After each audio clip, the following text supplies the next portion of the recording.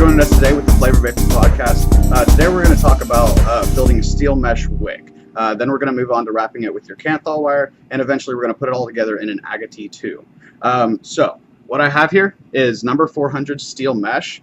What I'm going to do is take and hold it with this little pair of pliers right here, because this stuff is going to get very hot once I start oxidizing it. Okay, I have a nice torch here. You can see your flames right here. Okay, now what I'm going to do is I'm going to run this across this steel mesh right here. You can see how it's kind of changing colors, getting darker. It's going to keep getting darker just like that, okay? I'm going to do this left side, kind of get these edges around here. You can see these fringes lighten up a little bit, smoothing out. And I'm going to flip it over and do the same to the other side. Now, this little spot down here where I'm holding it with my pliers is going to be cool. So once I'm done with that, I'm going to move my pliers to another spot and make sure I get that little spot right there. You can still kind of see it. Bam. And bam. Okay. So I'm going to let that cool for a second. Now what I'm going to do is I'm going to grab really anything straight and really small. You're looking for less than a 1/16 of an inch, okay? A paper clip works just fine, okay? So what I'm going to do with this is straighten it out as straight as I can get it, get all these little lumps out of here. And that's what I'm going to use to wrap my steel mesh around, okay? So now that this is straight, I'm going to set that down here. And this is more than cooled off, okay? So what we're going to do is fold this edge over right here, okay? I'm going to fold it over to where it's completely smooth. And as straight as you can get it, okay? What that's going to do is this side is going to be on the outside of my wrap when it's complete. And that's going to keep it from getting any shorting out that connection with these little wires out here that are still unoxidized, okay? So we're going to start the wrap on this side. And this is where it gets a little tricky, because what you're trying to do here is get this wrap as tight as you can possibly get it. Okay, so starting it out is always the hardest part. And I know it's going to be a little difficult for you to see right here, but hopefully this awesome camera is going to zoom in right. There we go. Okay, so now I'm going to keep wrapping and wrapping and wrapping. Now, the first time you're probably not going to get it small enough to actually fit in the hole of the Agate 2, okay? So it might take a couple times to just keep rolling this and rolling it and getting it as small as you can. See, it's not a very, real skinny roll yet. So I'm going to keep rolling it and rolling it. I would advise rolling it the same way. That way your Kanthal doesn't start getting uneven or anything. So we'll keep rolling.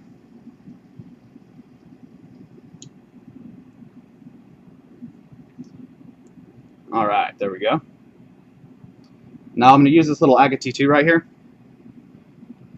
This is one of our best RBAs. You can find it at the Flavor Vapor website at theflavorvapor.com. Runs 29 real good RBA. I've rocked this baby for about 2 months now. Really enjoyed it. And as you can see, it's really not fitting up in there yet. Okay, I want it to be able to slide in tight and not be able to turn it over and have it fall out. Okay, so we're going to keep rolling.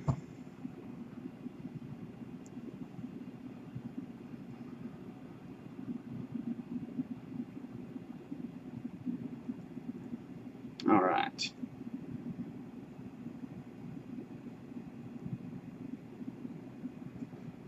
Okay, so hopefully this is okay, see now we're getting somewhere. It's starting to get small enough to where I can just slide it real in there. Slide it in there real tight. You can kind of see that this side right here is it's kind of folding over a little bit. So I got to smooth that out.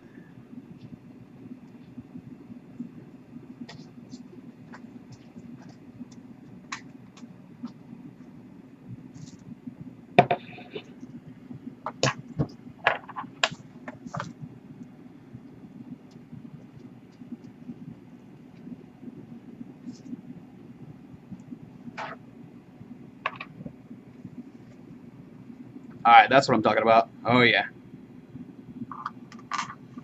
So So it's right up in there. And now that I know that it's small enough, I'm gonna continue on with our oxidization. Okay. So now what I'm gonna do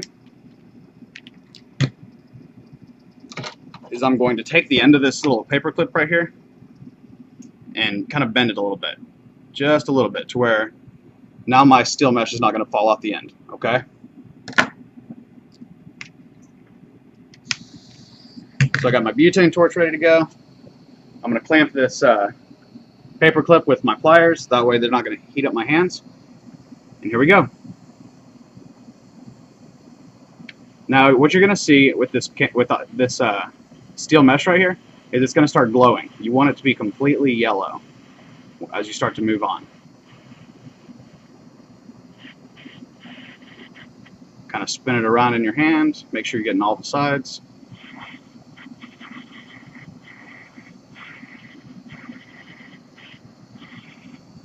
All right. Now what I'm going to do, dunk it in water.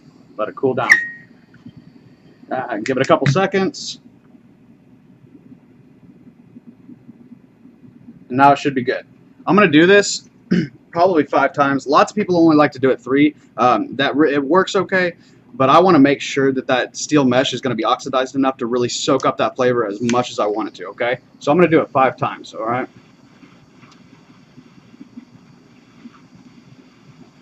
Now you'll notice after you've dunked it in water, it's going to take a lot longer for it to heat up.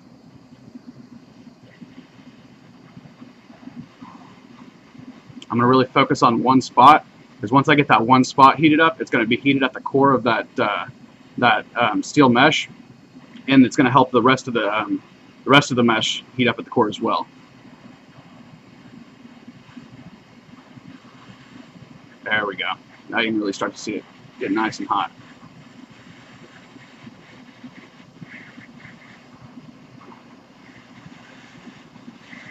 See, you can see as I continue down the steel mesh, it's heating up a lot faster than that beginning spot did.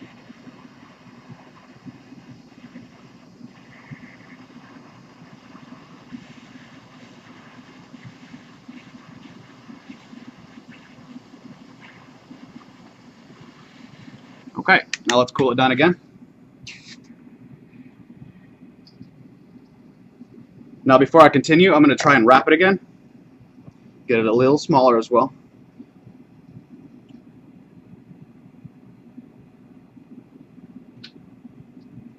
Now you can see that the color of the steel mesh has really changed. It's much darker than it was before when we started this, and it's going to continue to get even darker.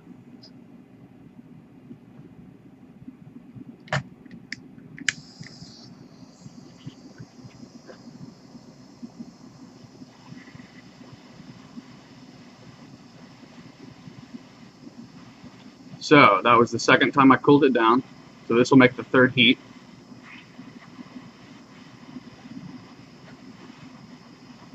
Now we do also offer steel mesh on our website. We're going to charge $11 for a sheet of it, and really that could get you probably 20 builds out of these guys. Steel mesh really goes far. And the great thing about steel mesh is that it really doesn't burn. In fact, besides cleaning it, your Kanthal wire will actually snap in half from overheating before your steel mesh goes bad. This stuff, it really lasts, and that's the great thing about it, is you can get a great flavor without having to worry about it burning up in a couple of days.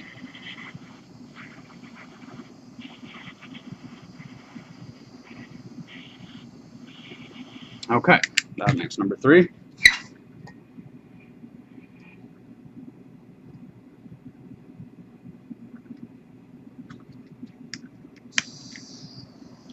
And continuing on to heat number 4.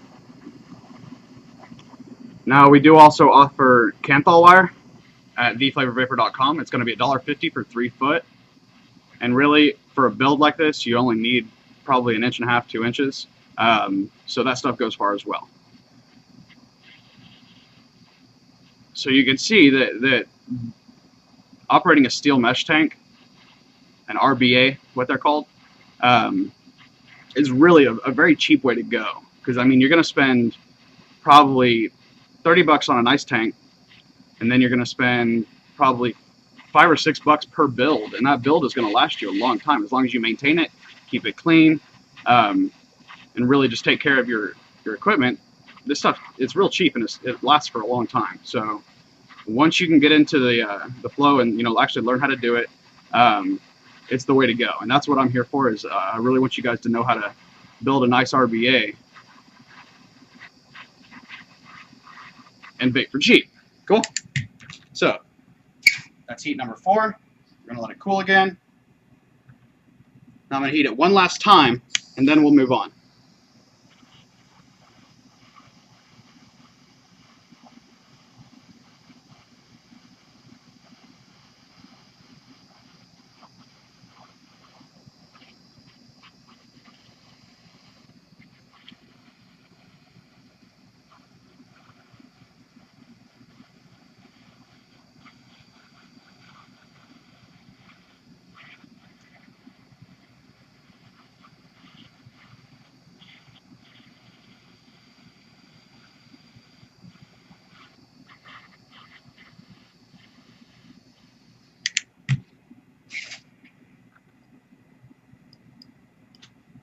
Okay, so now I've heated it up 5 times.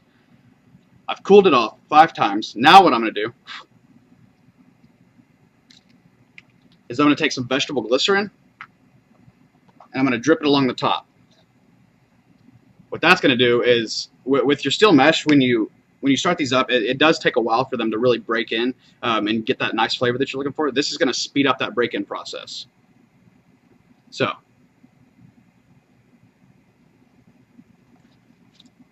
I'm going to take this, just drip it right along the top.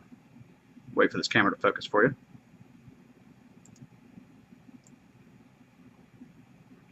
There we go. Okay, now it's going to really soak up into that steel mesh. Now I'm going to do this 3 times, because after I'm done doing that, I'm going to heat it up just like I did it after I oxidized it. And this is really going to pop.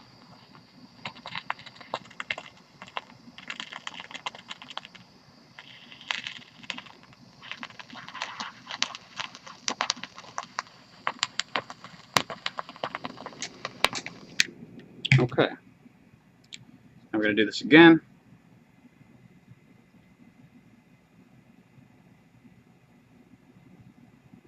Now you're going to know it's not really done until it's actually soaking into that steel mesh almost immediately after you've done that. So once I've got a little on there, I can heat this up, add a little flame to it, and it really should catch fire on its own.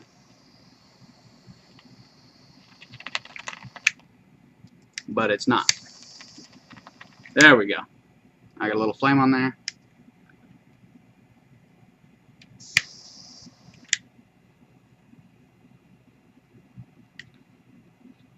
Now you can see that flame on there. Okay, now we're in business, guys. That's what you want to see right there, is that flame heating up that vegetable glycerin on that on that silica steel mesh and burning off. Once it's completely burned off, you're going to do it again. So this will make our 3rd time, and now you can see it's really soaking up into that into the pores of that steel mesh.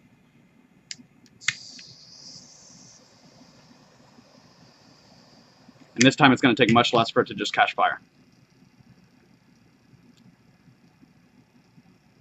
Let it burn off.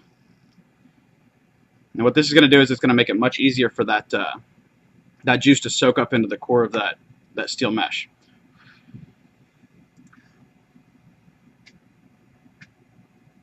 There we go. It's almost cooled with a touch. All right, and that is how you heat up a steel mesh wick, oxidize it, and make it ready to wrap and vape. Okay? Thanks for joining us at theflavorvapor.com podcast. And remember, happy vaping. This is Andrew with Flavor Vapor. You can find more products, reviews, etc. at theflavorvapor.com. And like usual, happy vaping.